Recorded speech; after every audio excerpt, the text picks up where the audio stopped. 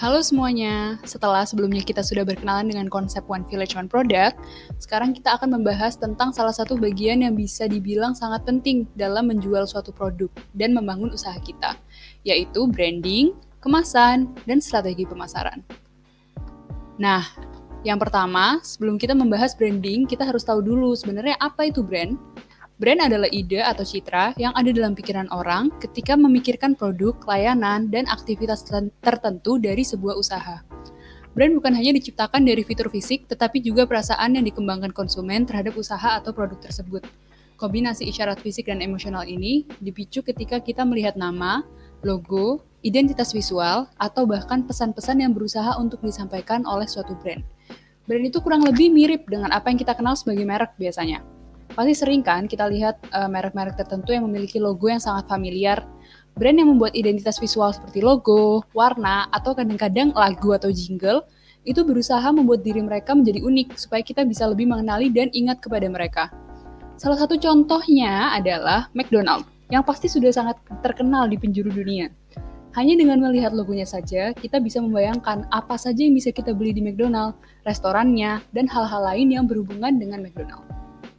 Nah, kegiatan yang mereka lakukan untuk membuat kita memahami dan mengenal brand mereka ini adalah yang biasa kita kenal dengan branding.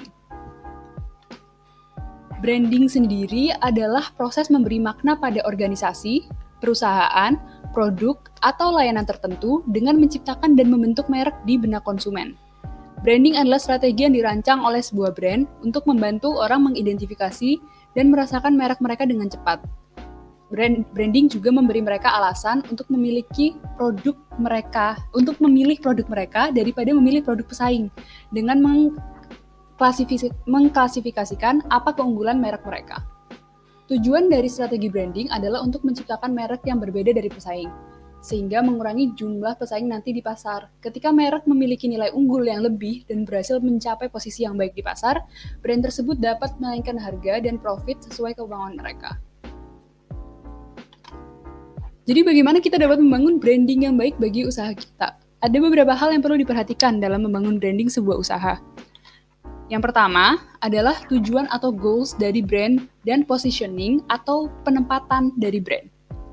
Positioning atau penempatan itu adalah penentuan sebenarnya untuk siapa sih produk kita ini ditujukan dan mengapa produk kita ini merupakan produk yang lebih baik dari produk saingan lainnya.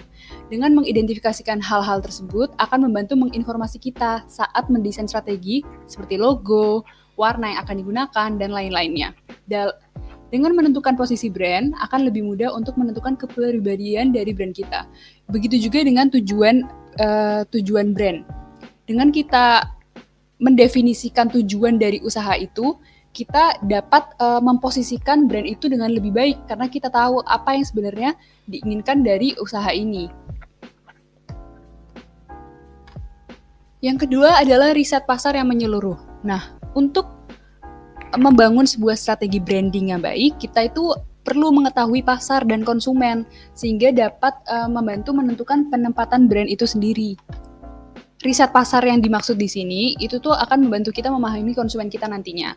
Riset pasar dapat dilakukan dengan berbagai cara, mulai hanya dengan ngobrol aja biasa dengan konsumen maupun dengan cara yang riset atau survei gitu. Itu tergantung gimana cara kita untuk dapat bertemu dengan konsumen kita. Jadi kita bisa mendapatkan pendapat langsung dari konsumen tentang sebenarnya produk seperti apa yang mereka inginkan, bagaimana mereka ingin produk itu sampaikan kepada mereka, dan lain-lainnya. Selanjutnya yang ketiga ada kepribadian brand yang mudah untuk disukai. Setelah menentukan posisi dan mengetahui tujuan serta konsumen kita bisa mulai membangun dasar kepribadian brand. Kepribadian brand ini nantinya akan sangat berpengaruh bagi pemasaran produk. Kepribadian brand itu seperti apa sih? Contohnya mungkin ada beberapa brand yang memiliki kepribadian anak muda kalau misalnya kita sering dengar. Jadi cara mereka berkomunikasi dengan konsumennya menggunakan bahasa-bahasa anak muda. Atau mungkin brand-brand lokal di tempat wisata seperti di Bali misalnya yang membawa aspek-aspek kebudayaan Bali ke dalam brand mereka untuk menunjukkan kalau produk ini itu asli dari Bali dan lain-lainnya. Atau bisa juga brand-brand yang membawa konsep organik. Nah, brand-brand ini membangun kepribadian brand mereka melalui identitas brand. Jadi kepribadian brand itu dapat muncul melalui identitas brand seperti logo, warna, dan lain-lainnya yang tertata dengan baik. Yang kelima adalah logo yang mudah diingat. Logo ini merupakan hal yang sentral bagi identitas brand kita, karena itu adalah bagian dari brand yang akan mendapatkan paling banyak pertemuan dengan konsumen. Logo yang kita buat harus sejalan dengan bagian nilai dari identitas brand. Logo harus menunjukkan nilai-nilai dan kepribadian brand, dan menunjukkan sebenarnya apa sih yang kita jual. Nah, saat membuat logo, kita juga harus mempertimbangkan nantinya akan diletakkan di mana logo ini. Yang keenam ada palet warna yang menarik. Color palette atau palet warna ini sangat penting karena dapat memicu reaksi psikologis dari konsumen. Misal yang sering dipakai adalah warna biru yang mengekspresikan kesan tenang, dan merah serta kuning yang mengekspresikan kesan bergairah. Contohnya seperti logo McDonald tadi di awal yang mereka menggunakan warna merah dan kuning untuk menggugah gairah konsumennya agar mau membeli makanan mereka. Nah, brand harus memilih beberapa warna primer atau utama yang dapat membantu brand untuk dikenali oleh konsumen.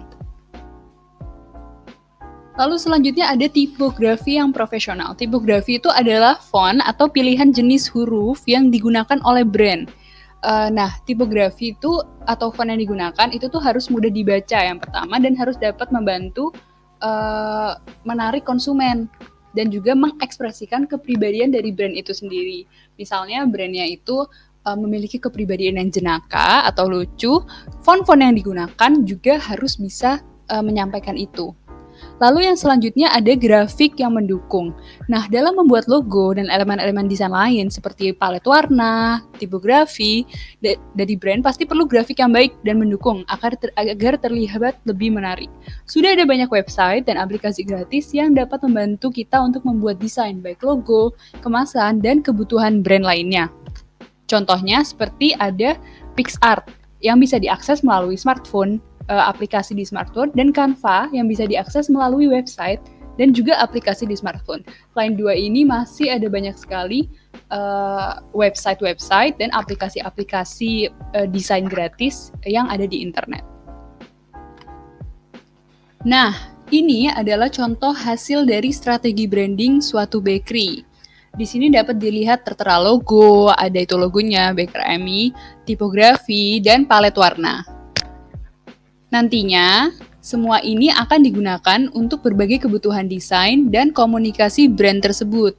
Jadi, setelah kita mendesain ini, itu dijadikan satu guidelines atau panduan agar lebih mudah untuk nanti kita mengaplikasikannya ke alat-alat komunikasi visual lainnya. Misalnya seperti poster-poster promosi, kemasan, dan lain-lainnya. Selanjutnya, kemasan.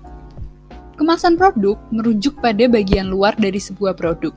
Biasanya, kemasan didesain untuk dapat menampung produk dan sesuai kebutuhan bagaimana produk tersebut digunakan. Nah, kemasan harus bisa menarik konsumen juga dari berbagai panca indera, mulai dari penampilan yang menarik, bahan yang enak dipegang, dan lain-lain. Detail kemasan harus membantu kita mengetahui untuk siapa produk tersebut dijual, apa produk tersebut, bagaimana kita harus menggunakan atau mengkonsumsi produk tersebut, dan apakah konsumen harus membeli produk tersebut atau tidak. Itu semua merupakan pertanyaan-pertanyaan yang muncul di benak konsumen saat mereka melihat suatu kemasan produk. Nah, apa saja yang perlu diperhatikan saat kita membuat kemasan? Yang pertama, apa produknya? Jadi, kemasan itu harus bisa merepresentasikan produk yang kita jual. Lalu yang kedua, siapa yang membeli produknya? Ini akan membantu untuk kita menentukan desain dan bentuk dari kemasan. Lalu yang ketiga, bagaimana orang akan membeli produknya? Bagaimana produk tersebut dipajang, itu sangat mempengaruhi sangat mempengaruhi persepsi konsumen terhadap produk kita. Jadi bagaimana orang akan membeli produknya itu juga harus diperhatikan. Mereka misalnya membelinya di supermarket, lalu kemasannya berarti yang harus bisa dicampur dengan belanjaan yang lainnya misalnya. Lalu bagaimana membuat kemasan yang baik? Nah, untuk membuat kemasan yang baik, yang pertama kita harus memahami lapis kemasan. Jadi bagaimana kemasan ini akan dibuat, ada berapa lapis misalnya, dia pakai bahan apa, dan apakah itu dapat melindungi produknya. Lalu yang kedua, memilih tipe kemasan yang tepat.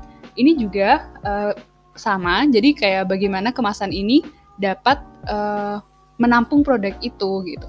Apakah misalnya dia menjual makanan berkuah gitu, jadi pasti memilih kemasan yang tahan air dan lain-lainnya.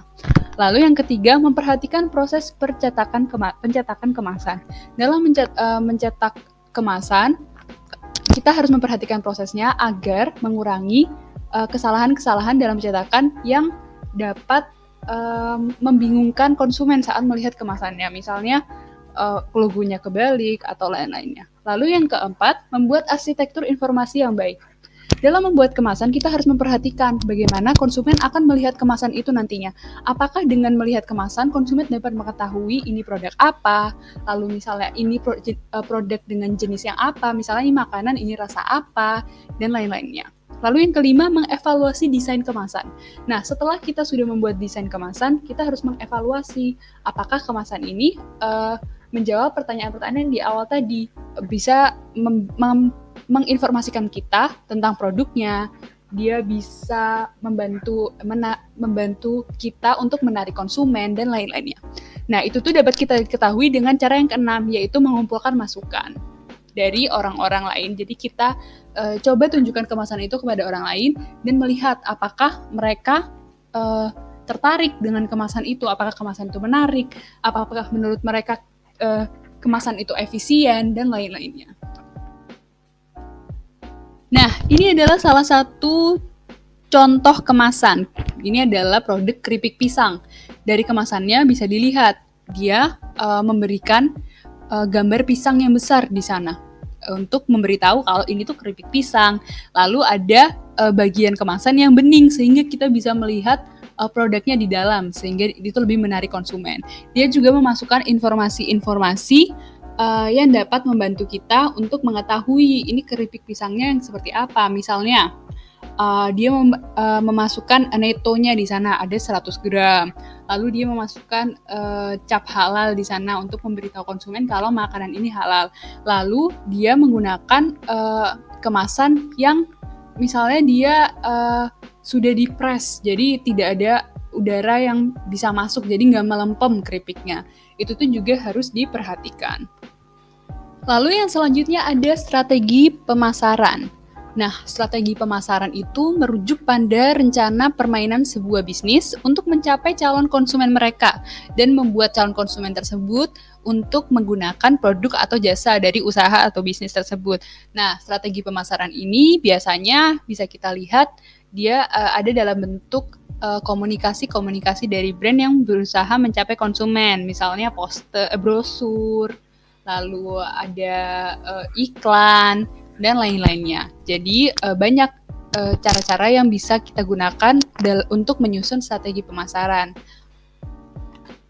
Nah, kenapa strategi pemasaran itu penting? Tujuan utama dari strategi pemasaran adalah untuk mencapai dan mengkomunikasikan kelebihan usaha atau bisnis kita dibandingkan kompetitor lainnya.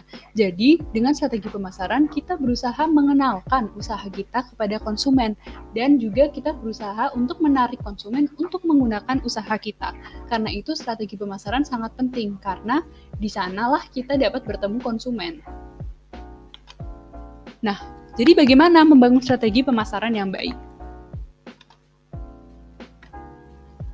Yang pertama ada mengidentifikasi target bisnis. Nah, bagaimana kita mengidentifikasi target bisnis? Ada satu konsep yang biasa dipakai untuk mengidentifikasi target bisnis, yaitu konsep SMART. Nah, konsep SMART ini yang pertama ada S untuk spesifik. Spesifik ini Maksudnya adalah kita harus menyatakan dengan jelas apa yang ingin kita capai dari bisnis kita ini. Misalnya, kita ingin menjual berapa pieces baju gitu. Itu tuh harus spesifik, yang ingin kita capai itu harus spesifik. Lalu yang kedua, terukur.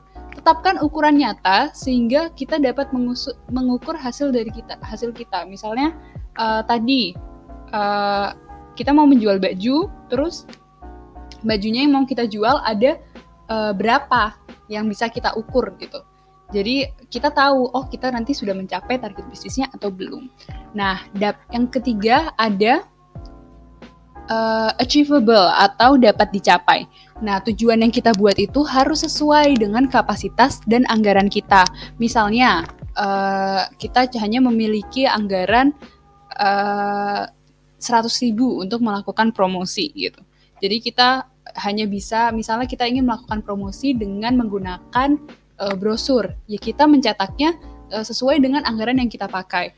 Karena itu tujuan yang kita buat harus bisa dicapai dengan anggaran yang kita miliki itu. Lalu yang selanjutnya ada relevan. Relevan ini kita harus menetapkan tujuan yang membantu meningkatkan aspek tertentu dari bisnis kita. Misalnya dengan menjual beberapa pieces baju tadi, kita akan membantu bisnis kita untuk mendapatkan keuntungan, misalnya begitu. Jadi itu tuh, dan dengan mendapatkan keuntungan itu kita bisa misalnya membeli satu etalase baru. Nah, tujuan itu menjadi relevan karena dengan kita melakukan tujuan itu, bisnis kita akan berkembang. Lalu yang terakhir ada time bound atau terikat waktu. Nah, tujuan yang kita buat itu harus bisa kita capai dalam waktu tertentu yang sudah kita tentukan di awal. Selanjutnya ada menentukan target pemasaran. Setelah kita menentukan target bisnis, kayak apa yang ingin kita capai di bisnis kita menentukan target pemasaran. Bagaimana kita mencapai target bisnis itu menggunakan strategi pemasaran. Dan itu kita buat untuk menentukan target pemasaran. Misalnya, kita ingin menjual baju tadi. Kita ingin menjual beberapa pieces baju itu. Nah, baju itu ingin kita jual ke orang-orang yang sudah biasa membeli baju di kita. Jadi target pemasaran kita nanti adalah menjual baju itu, menjual produk yang sudah ada ke konsumen yang sudah ada, yang sudah kita miliki sebelumnya. Nah, target pemasaran ini ada macam-macam. Bisa menjual produk yang sudah ada ke target pasar yang baru. Atau misalnya strategi pemasaran kita adalah untuk mengenalkan usaha kita ke pasar gitu. Jadi kita kenalan dulu ke pasar dan lain-lainnya. Lalu yang ketiga ada lakukan riset pasar. Sama seperti brandingnya tadi, jadi kita juga harus mencari informasi tentang pasar produk yang ingin dijual. Tapi bedanya kalau tadi branding itu lebih ke konsumen, kalau riset pasar yang ini itu lebih ke pasarnya. Jadi bagaimana pasarnya sekarang, tren-tren apa yang ada di pasar. Tapi juga statistik konsumennya juga harus kita kenali gitu. Jadi usia konsumen misalnya, yang beli baju ini tuh orang umur 30 sampai 40 tahun misalnya, perempuan. Lalu mereka misalnya berasal dari keluarga yang seperti apa yang biasanya membeli baju-baju tersebut. Itu tuh harus kita spesifikkan agar strategi pemasaran kita bisa lebih spesifik dan mencapai konsumen dengan tepat. Lalu yang selanjutnya adalah buatlah profil calon konsumen. Dari hasil riset pasar itu, di mana kita menemukan konsumen itu seperti apa, kita harus mencoba membuat profil calon konsumen. Jadi konsumennya ini seperti orang-orang seperti konsumen kita itu biasanya mereka pola belanjanya itu bagaimana sih? Mereka biasanya kalau beli sesuatu itu bagaimana? Mereka biasanya belanjanya di mana? Biasanya mereka apa yang mereka beli? Apa yang membuat mereka tertarik gitu? Itu harus kita buat profilnya agar lebih mudah untuk membuat strategi pemasaran nantinya. Lalu yang selanjutnya ada buatlah profil kompetitor. Nah, selain konsumen, kita juga harus mengidentifikasi kompetitor kita. Jadi kompetitor kita yang menjual misalnya produk yang mirip seperti kita, itu tuh bagaimana, mereka produknya seperti apa keunggulan mereka, apa kelemahan mereka. Kita harus bisa mengidentifikasi produk mereka, jaringan supply mereka, mereka belinya dari membuat produknya bagaimana, atau misalnya mereka beli reseller gitu. Misalnya mereka menjual kembali barangnya. Oh, mereka mengambil barangnya dari siapa, harganya mereka berapa, dan taktik-taktik pemasaran mereka. Lalu yang selanjutnya kita juga setelah itu kita baru bisa mengembangkan strategi untuk mendukung target pemasaran. Jadi misalnya target pemasaran tadi kita ingin mengenalkan produk ke konsumen kita menggunakan strategi yaitu secara rutin mengunggah ke media sosial karena kita baru mau mengenalkan gitu. Dan kita ingin misalnya produknya ingin kita jual ke anak muda atau ke orang-orang yang setidaknya sering menggunakan media sosial. Nah, itu kita lalu mengunggah secara rutin ke media sosial. Misalnya kita ingin menjual produk kita ke orang-orang yang sudah biasa membeli di kita dan kita sudah kenal dengan mereka. Kita akhirnya membuat strategi di mana kita langsung menjualnya secara langsung. Kita membuat broadcast di WhatsApp atau melalui mulut ke mulut gitu. Itu bisa kita kembangkan setelah kita mengetahui tujuan target pemasaran kita itu apa. Lalu yang selanjutnya ada kita bisa menggunakan 7P of marketing atau 7P pemasaran. Nah, apa aja 7P pemasaran ini? Yang pertama ada produk atau produk. Jadi produk itu fokus utama kita dan harus dikembangkan dengan baik agar strategi pemasaran kita dan barang kita tuh bisa terjual dengan baik. Lalu yang kedua ada price atau harga. Harga yang kita tetapkan itu harus didasarkan oleh kemampuan konsumen kita dan konsiderasi lainnya seperti harga pasar, model yang kita keluarkan, dan lain-lain. Lalu yang ketiga ada promosi. Nah, dalam membuat promosi, strategi pemasaran yang bagus itu meliputi semua jenis promosi yang pas dan tepat yang digunakan untuk produk. Karena itu promosi harus dipikirkan dengan baik dan kita harus melalui proses-proses yang tadi seperti penentuan target bisnis, penentuan target pemasaran, dan membuat profil kompetitor dan lain-lainnya. Lalu selanjutnya ada place atau tempat, yaitu di mana produk ditampilkan. Itu penting karena itu merupakan karena produk itu adalah tempat produk bertemu dengan target konsumennya. Jadi itu harus dipikirkan. Misalnya kita ingin menjual sebuah makanan gitu. Misalnya makanannya modelnya kudapan, snack. Kita karena konsumen yang mencari snack itu biasanya pergi ke warung, jadi kita meletakkan produknya di warung, misalnya seperti itu. Lalu yang selanjutnya ada people atau orang. Jadi, orang-orang yang berhadapan langsung dengan konsumen, misalnya kita atau mungkin pegawai, itu harus bisa merepresentasikan produk kita dengan baik.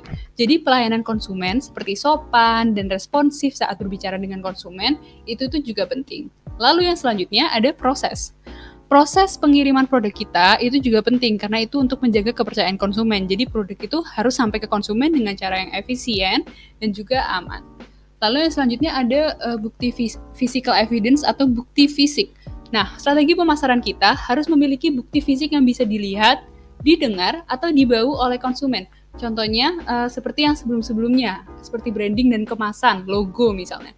Kita dengan strategi pemasaran kita itu kita membuat misalnya poster atau kita membuat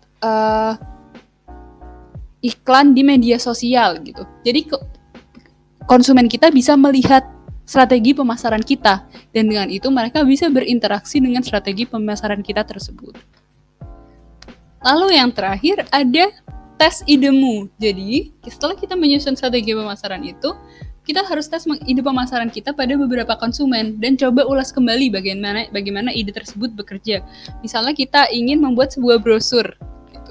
Brosurnya coba kita cek dulu kepada orang-orang dengan profil yang mirip dengan konsumen kita. Misalnya kita ingin menjual alat-alat dapur kepada ibu-ibu. Coba kita coba dulu kita kasih posternya ke ibu-ibu, brosurnya ke ibu-ibu gitu. Apakah menurut mereka itu menarik? Apakah menurut mereka dengan melihat brosur itu mereka menjadi ingin membeli atau penasaran dengan produknya? Itu harus kita tes agar nanti strategi pemasaran kita menjadi maksimal. Nah, Jadi di mana aja sih kita bisa melakukan aksi-aksi pemasaran kita ini? Jadi strategi pemasaran kita bisa kita pasang di berbagai media. Misalnya, ini ada media pemasaran yang konvensional yang sudah digunakan sejak lama gitu. Yang pertama ada media massa cetak, misalnya koran atau majalah, tabloid. Itu kita bisa memasang iklan di sana. Lalu ada juga brosur di mana kita bisa mencetak sendiri gitu kalau brosur. Lalu ada baliho yang bisa kita pasang misalnya di jalan, di dekat toko atau di tempat-tempat di mana konsumen kita itu kemungkinan berada. Nah, lalu selanjutnya ada media massa siar, yaitu radio dan televisi. Nah, radio dan televisi ini lebih banyak interaksinya dengan konsumen karena dia ada suaranya, bisa dilihat. Jadi tapi juga dia biasanya lebih mahal gitu. Lalu yang selanjutnya ada direct selling atau penjualan langsung. Nah, ini tuh orang ke orang, bisa misalnya kita dari mulut ke mulut gitu. Misalnya kita jualan